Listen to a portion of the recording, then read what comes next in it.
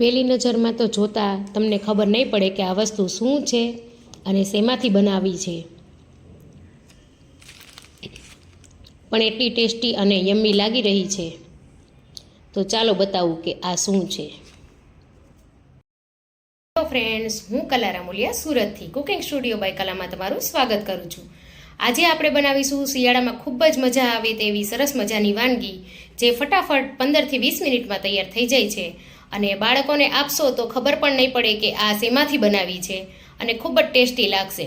તો આજે હું બનાવવાની છું સરસ મજાના બાજરા અને પાલકના પેનકેક.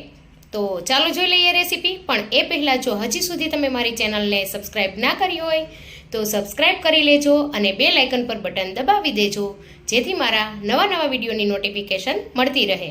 અને જો મારી રેસીપીઓ તમને વધારે ગમતી હોય તો મારી ચેનલને સબસ્ક્રાઈબ કરજો અને કમેન્ટ કરીને કહેજો કે તમને રેસીપી કેવી લાગી.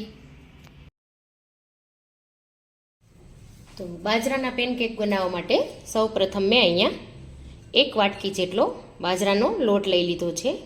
તમે કોઈ પણ વાટકીનું માપ સેટ કરી શકો. તો મેં અહીંયા 1 વાટકી બાજરાનો લોટ લઈ લીધો છે.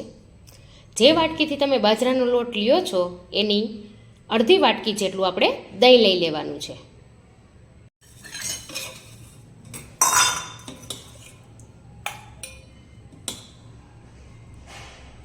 અહીંયા મેં અડધી વાટકી જેટલું દહીં લઈ લીધું છે.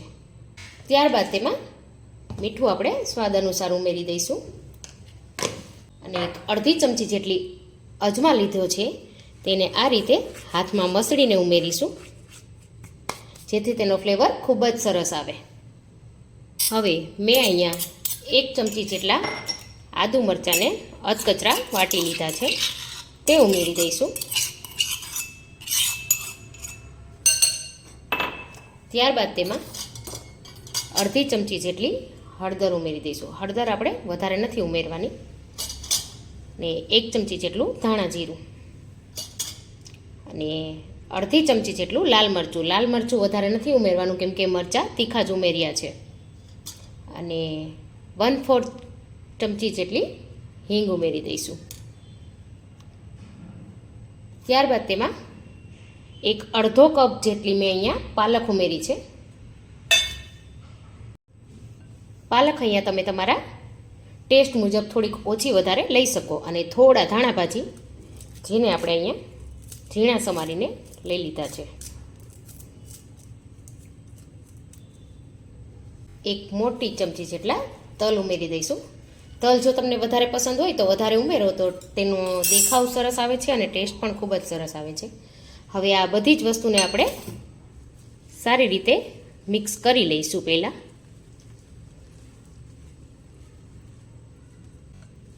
હવે આમાં અત્યારે આપણે થોડું પાણી ઉમેરતા જઈ તેનું સ્મૂથ બેટર બનાવી લઈશું.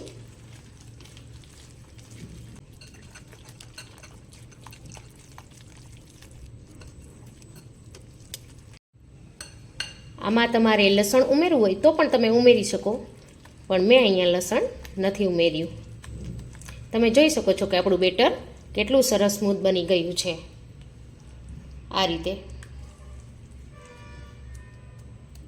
હવે આ બેટરને આપણે 10 મિનિટ સુધી ઢાંકીને રાખી દઈશું. હવે 10 મિનિટ પછી આપણું બેટર સરસ એકદમ ફૂલી જશે. તમે જોઈ શકો છો કે એકદમ સ્મૂથ બેટર થઈ ગયું છે પહેલાં કરતાં. આ રીતની જ કન્સિસ્ટન્સી આપણે રાખવાની છે. હવે તેમાં આપણે 1 પિંચ જેટલો ખાવાનો સોડા ઉમેરી દઈશું. તેના પર થોડો લીંબુનો રસ અડધી ચમચી જેટલો ઉમેરી સારી રીતે હલાવી આપણે તેને મિક્સ કરી લઈશું. હવે આપણું બેટર તૈયાર થઈ ગયું છે. અહીંયા મેં પેન ગરમ કરવા મૂકી દીધી છે. તેમાં 1 ચમચી જેટલું તેલ ઉમેરીશું. તેલ થોડું ગરમ થાય એટલે આપણે તેમાં થોડા એવા તલ ઉમેરી દેવાના છે. આ રીતે થોડું ગરમ થાય એટલે આપણે તેમાં બનાવેલા બેટરમાંથી થોડું બેટર ઉમેરી દઈશું. આપણે થોડું જ બેટર ઉમેરવાનું છે, કેમ કે આપણે પેનકેક બનાવવા છે, તો એના માટે આ રીતે તમારે થોડું બેટર આ રીતે ચલાવી દેવાનું છે. તો આપણે તેમાંથી નાના નાના જ પેનકેક બનાવવાના છે.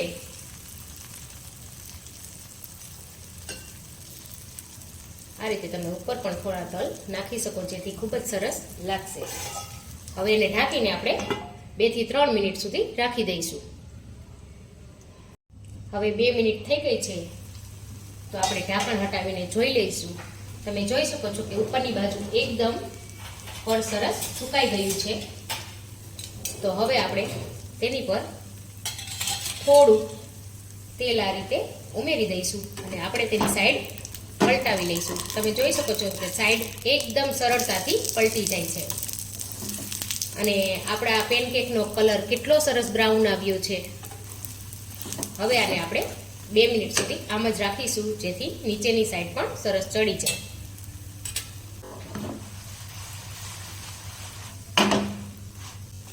હવે તેને પ્રેસ કરી પાછું એકવાર સરસ ચોળવી લઈશું. હવે નીચેની સાઈડ આપણે જોઈ લઈશું. તમે જોઈ શકો છો કે એ સાઈડ પણ ખૂબ જ સરસ ચડી ગયું છે અને દેખાવ પણ ખૂબ જ સરસ આવી રહ્યો છે. તો હવે આપણે એક પ્લેટ પર તેને આ રીતે પેપર રાખી તેના પર આપણે એને કાઢી લઈશું. સેમ પ્રોસેસથી આપણે બીજી પેનકેક પણ બનાવી લઈશું.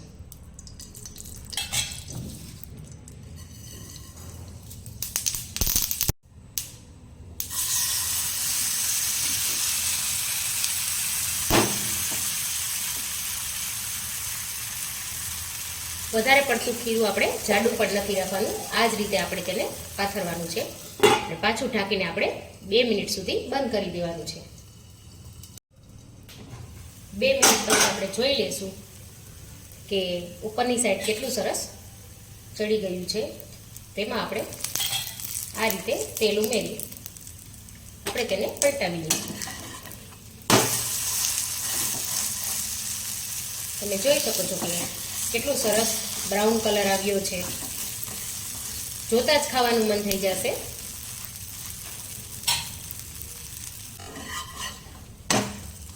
બીજી બાજુ પણ સરસ આપણું ચડી ગયું છે. તો હવે આપણે તેને ઉતારી લઈશું. સેમ પ્રોસેસથી હું બધા જ પેનકેક બનાવીને રેડી કરી લઈશ. હવે આને પણ આપણે કાઢી લઈશું.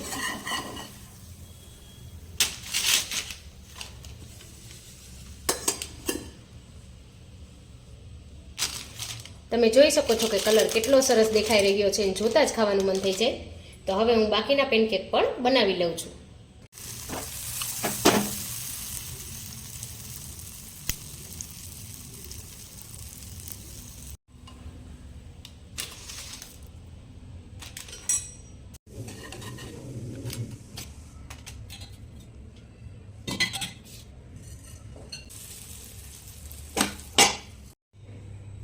તો અહીંયા મારે બાજરાના બધા જ પેનકેક તૈયાર થઈ ગયા છે. 1 વાટકી લોટમાંથી મેં આટલા પેનકેક બનાવ્યા છે અને એટલા સરસ બન્યા છે કે જોતા જ ખાવાનું મન થઈ જશે. તો અહીંયા મેં આ પેનકેકને લસણની ચટણી સાથે સર્વ કર્યા છે. આ લસણની ચટણી કઈ રીતે બનાવી તેની રેસીપીની લિંક હું તમને ડિસ્ક્રિપ્શનમાં આપી દઈશ. તો હવે હું તમને એક પીસ તોડીને પણ બતાવું. તમે જોઈ શકો છો કે પીસ તોડતાની સાથે કેટલા સરસ એકદમ સોફ્ટ અને સ્પંજી દેખાઈ રહ્યા છે. આ પેનકેક ગરમ ગરમ લસણની ચટણી સાથે ખાવાની ખૂબ જ મજા આવશે. તો આવી અવનવી રેસીપી જોવા માટે મારી ચેનલને લાઇક શેર સબસ્ક્રાઈબ કરવાનું ના ભૂલતા. તો મળીએ નવી રેસીપી સાથે.